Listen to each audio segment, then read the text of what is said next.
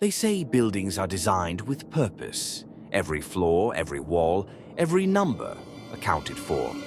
But sometimes there's something extra, something not written in the blueprints, something not meant to be found. Have you ever noticed how some elevators skip a floor? Maybe you assumed it was superstition. Maybe you never gave it a second thought.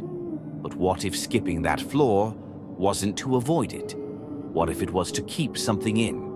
Tonight's story is about a girl who discovered the floor that shouldn't exist, a floor the building denies, a floor you'll wish you never heard of.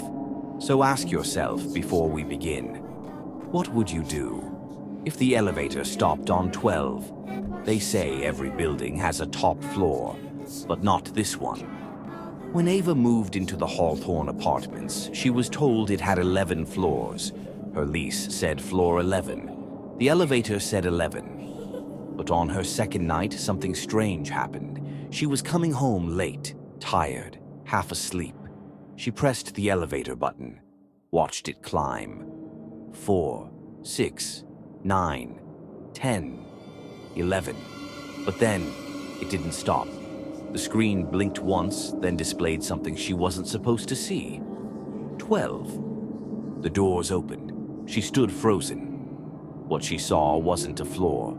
Not really. The lights were dim. The hallway stretched out too far, far longer than the building should allow. The air smelled like damp carpet and something rotting beneath it. All the doors looked the same. Faded numbers, dirty brass knobs. But the one at the end stood out. Apartment 1206. She never pressed anything. She never asked to go there.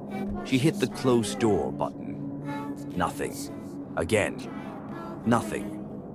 Then she heard it. A shuffle, slow footsteps from the far end of the hall. She didn't wait. She hit the ground floor button over and over, until finally the doors shut. She tried to convince herself it was a glitch, a dream. But the next morning, her elevator history app showed it clearly. Floor 12. 3:17 a.m. She asked the building manager. He laughed, said, "There is no 12th floor. Superstition. You must have been tired." But she knew what she saw. And that night it happened again. This time the elevator didn't stop on 11. It took her straight to 12. When the doors opened, something was waiting in the hall. Not a person. Not exactly. A figure. Tall. Thin. Wearing something that looked like human skin, but loose like clothing that didn't quite fit. Its face was blank.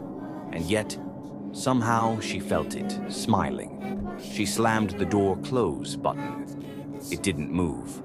The thing stepped closer, one long foot after the other. Then, just as it reached the doors, they shut. Back to the lobby. She ran, told the police, showed them the elevator log. They looked confused. "There is no floor 12, they said. "There's no way to access it, not without a key." But that night, she couldn't sleep. At exactly 3:17 a.m., her phone vibrated. One notification. No number. Just a message. "Come back. Apartment 1206 is waiting." She deleted it, blocked the unknown contact, but the next morning, her front door had a new number on it. Not 1104, 1206. And when she tried to leave, there was no elevator, no stairwell, just a long hallway.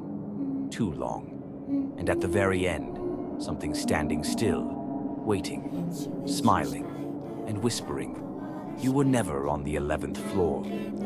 You've always been here. Welcome home."